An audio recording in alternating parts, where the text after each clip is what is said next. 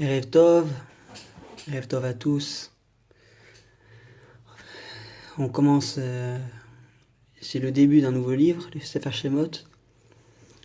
Ce livre, ce Dvar Torah, serait un peu lié à cette paracha et à l'actualité même. Ce cours sera pour la Refoua Shlema de Asher Chaim Ben Saadat Tamar, qu'on puisse avoir de bonnes nouvelles. Pour tous les autres malades, qu'on puisse avoir aussi de bonnes nouvelles pour eux, qu'ils puissent rentrer chez eux bébriout. Pour la un zivougagoun pour tous les célibataires de tous les âges, les divorcés de tous les âges, qu'ils puissent vraiment retrouver le bonheur, puisque vraiment celui qui trouve sa femme trouvera le bonheur, Bezrat Hashem. Et aussi qu'Hachem envoie la Géoula chez les mains. Voilà.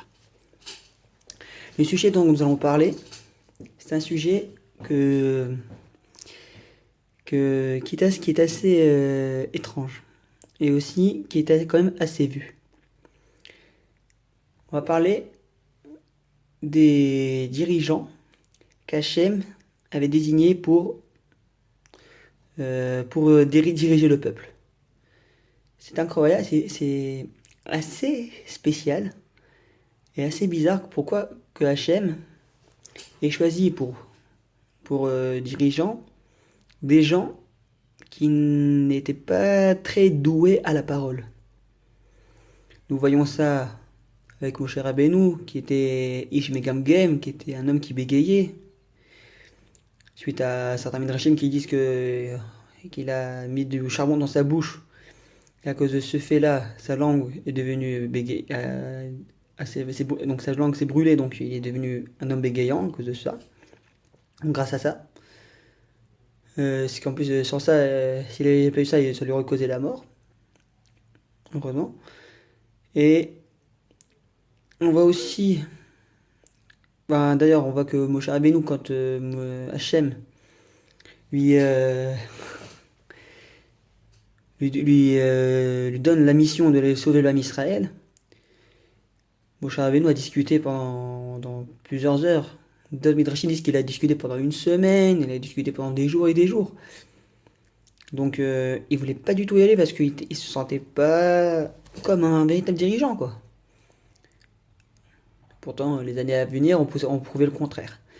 Et on voit ça même avec d'autres personnes. Il y a eu Shaoul Ameler, quand il a été,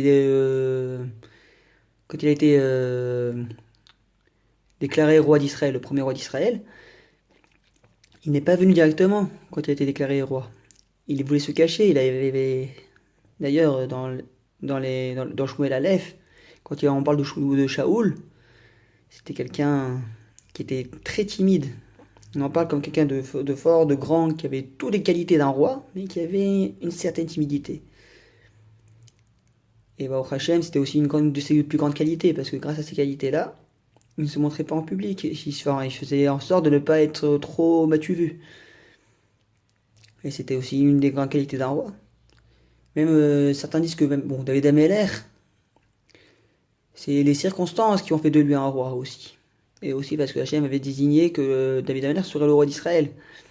Mais lui-même, avec tous les petits défauts que les gens ont trouvés parmi ses descendants, et tout ça, finalement, tout ça en fait s'est avéré en fait être une légère erreur. Il est quand même devenu roi, alors que lui-même ne le voulait pas. Bon, il a quand même laissé agir Hachem. On peut voir ça aussi avec d'autres. Il y a aussi Yirmiyahu Hanavi qui était très jeune à l'époque et on lui a donné la névoie à un âge très très jeune. Et il voulait pas. Il voulait pas diriger le peuple parce que il savait qu'à cet âge-là, les gens n'écoutaient pas. Et pourtant, Hachem l'a désigné comme Navi, comme dirigeant du peuple.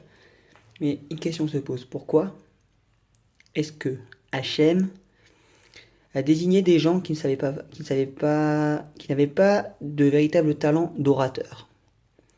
Pourtant, quand tu as besoin de quelqu'un Quand tu as besoin de diriger un groupe, un mouvement, il faut que quelqu'un sache parler, sache mettre ses qualités de parleur au monde entier, enfin en particulier à son groupe. Donc pourquoi est-ce qu'Hachem a décidé de prendre de ce genre de personnes? Dans le Drashot Haran, Rabbeinu Nissim a écrit ce livre-là avec des Drashot qu'il a écrit pour montrer sur plusieurs sujets. Il explique qu'en fait, un prophète, il doit, enfin par exemple, là je vais vous montrer par exemple celui de Moshe Rabbeinu. Il explique euh, qu'en fait, le Navi par exemple, il doit avoir plusieurs qualités. Il doit être racham, il doit être riche, il doit être fort et il doit être humble. Mais c'est quoi l'idée? Pourquoi est-ce qu'Hachem a décidé de désigner des personnes inaptes à parler directement vers lui? Voilà. La réponse est simple. Pour prouver au peuple d'Israël, ainsi qu'aux autres nations, que seul Hachem dirige le monde, et qu'il est et sera toujours au cœur des événements, il faut que le dirigeant ait un handicap dans son travail d'orateur, qui permettra que la confiance que le peuple doit avoir n'est pas envers le dirigeant lui-même, mais envers Akadosh Baruch Hu. Comme vous avez remarqué, je l'ai répété à plusieurs reprises, qu'il a pris des personnes qui ne savaient pas parler parce que justement, si le peuple était parti voir, avait pleinement confiance envers l'orateur, il aurait vu, ils auraient fait confiance envers l'orateur, mais ils n'auraient pas fait confiance à Kadosh Baruch Hu. D'ailleurs, il y a des études qui ont été montrées sur ça. J'ai un ami à moi qui me l'a fait, qui l'a dit. Quand il était à l'armée, ils ont fait ce test. Ils ont prouvé qu'une personne qui montre de l'assurance quand il parle, même si il dit des choses absurdes, les gens seront à l'écoute. Parce que quand la personne montre de l'assurance, les gens sont captivés par cette assurance. Mais une personne qui va dire quelque chose d'intéressant, mais qui hésite dans son discours, les gens ne l'écouteront pas. Ou ils feront des efforts pour écouter, mais ils ne seront pas très intéressés. C'est la même chose. C'est-à-dire que, en fait, l'idée même que Moshe Rabbeinu soit bégayant, que Shaul HaMelech soit timide, que Yirmiyahu était très jeune, enfin, tous ces dirigeants, même Abraham, il a été désigné, il a commencé à croire en Akadosh Baruch Hu à un âge très jeune. Et c'est à partir de ce moment-là qu'Hachem a décidé de la désigner comme, euh,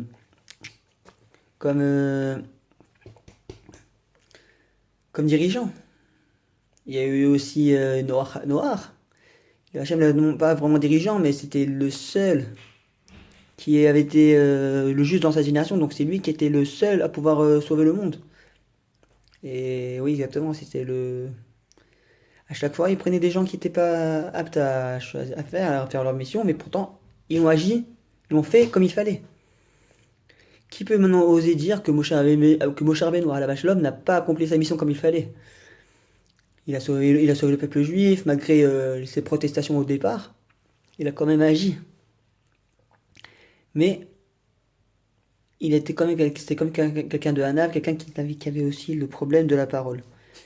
Et justement, cet handicap-là euh, pouvait permettre, pouvait lui permettre que le peuple ne se dirige pas directement vers lui, enfin, dans ses pensées et tout ça, mais que se dirige aussi, surtout vers Akadosh Baruch Hu, parce que une personne qui met beaucoup de confiance dans ce qu'il dit, au Hachem, c'est très bien que ça permet aux gens de l'écouter.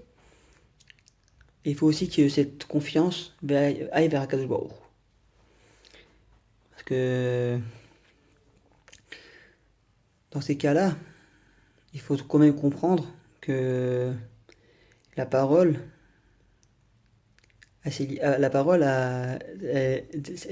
dépend de la personne qui l'emploie.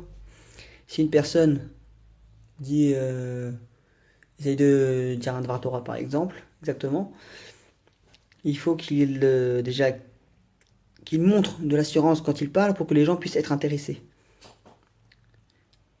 Donc, de là, on apprend deux choses importantes. La première chose, avoir un handicap ne veut pas dire que cet handicap n'est pas bon pour toi. Parce que comme vous avez tous, à Koletova, tout ce qu'Hachem fait, c'est pour le bien. Donc, même l'handicap qu'Hachem nous a donné, c'est pour nous donner une chose. Par exemple, nous dire que nous ne sommes pas, nous ne sommes pas parfaits, mais on peut apprendre à être meilleur, malgré le défaut.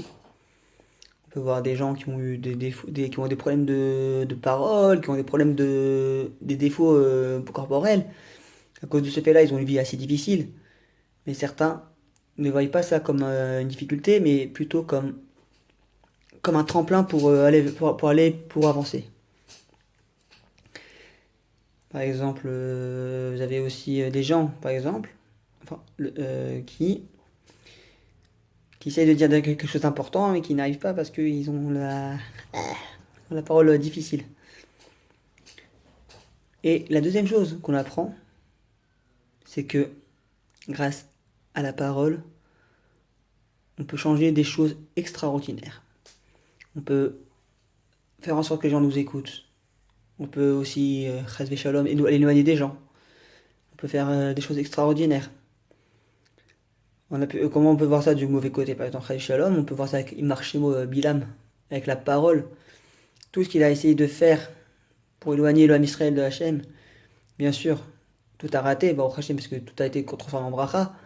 Mais après, c'est lui qui a conseillé, grâce à sa parole, à sa façon de parler vers celui qui a conseillé à Balak d'amener les filles des Midian pour faire fauter le Ham Israël. Et grâce au conseil de Bilam, Balak a accompli cette mission, a fait ce que lui a fait, ce que lui a demandé, ce que lui a conseillé Bilam. Et c'est ce qui a failli, et c'est ce qui a causé une grande épidémie, une grande maguefa pour l'âme Israël.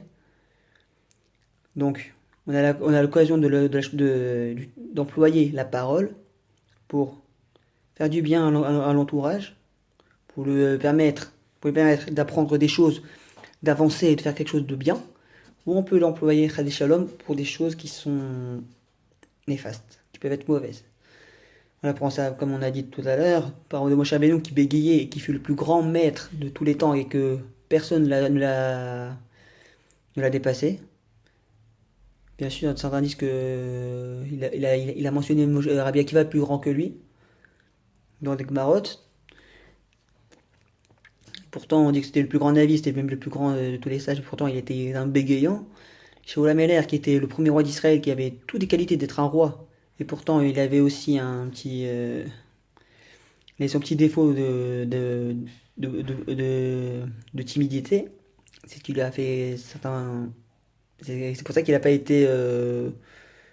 C'est pour ça qu'il n'est pas venu tout de suite quand il a été proclamé roi. Et il y a aussi Yirmiyahu qui était aussi un prophète très jeune et que les gens. Qu'il avait peur de ne pas être écouté par les gens. Et pourtant, sa névoie est quand même assez longue. Si on peut voir tout ce qu'il a écrit, c'est quand même assez gros. Donc voilà. C'est important de savoir la parole d'une personne. Grâce à ça, on peut devenir de bons leaders, on peut devenir des personnes qui sachent, par exemple, aussi, savoir discuter avec sa famille, avoir une certaine forme d'autorité pour savoir qu'est-ce qui est bon pour les autres, ce qui est bon pour notre famille, ce qui est bon pour des gens même plus âgés que nous, plus jeunes. Il faut savoir placer les choses comme il faut. Shavua Tov et Baslacha pour tous.